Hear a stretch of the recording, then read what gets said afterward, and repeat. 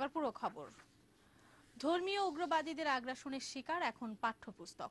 জামায়াত ও হেফাজতে ইসলামের আদর্শধারীরা পাঠ্যপুস্তকে ধর্মীয় উগ্রবাদ উস্কে দিচ্ছে বলে অভিযোগ শিক্ষাবিদদের। রাজধানীর ইঞ্জিনিয়ার্স ইনস্টিটিউটে বাংলাদেশ কলেজ বিশ্ববিদ্যালয় শিক্ষক সমিতির নবম সম্মেলনে এসব কথা বলেন শিক্ষাবিদরা।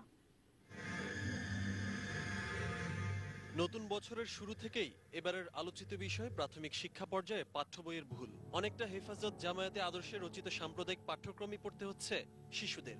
ওড়না চায়ের মতো বিতর্কিত কথা কিংবা ছাগলের গাছে উঠে আম খাওয়ার দৃশ্য আছে শিশুদের নতুন পাঠ্য বইয়ে। শিক্ষা এবং প্রাথমিক ও গণশিক্ষা মন্ত্রণালয় কিংবা জাতীয় শিক্ষাক্রম ও পাঠ্যপুস্তক বোর্ড কর্মকর্তারা ভুল সংশোধনীর কথা বললেও বাস্তবে পরিবর্তনের কোনো লক্ষণ নেই।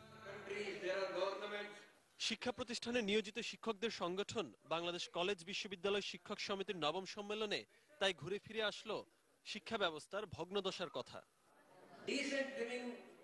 শিক্ষাবিদরা বলছেন, পাঠ্যপুস্তকে ধর্মনিরপেক্ষতার বদলে ধর্মীয় উগ্রবাদী চেতনাকে উস্কে দেওয়া হয়েছে, যা আগামী প্রজন্মের জন্য হুমকি।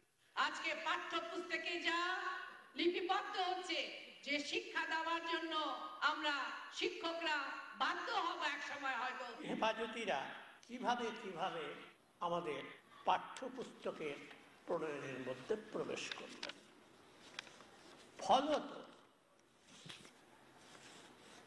আমাদের পাঠ্যপুস্তক থেকে একটি ধর্মনিরপেক্ষ রাষ্ট্রের যে আদর্শ হওয়া উচিত, এই পাঠ্যপুস্তকগুলোর মধ্য থেকে শুধু ইসলামী পুস্তক হয়ে গেল।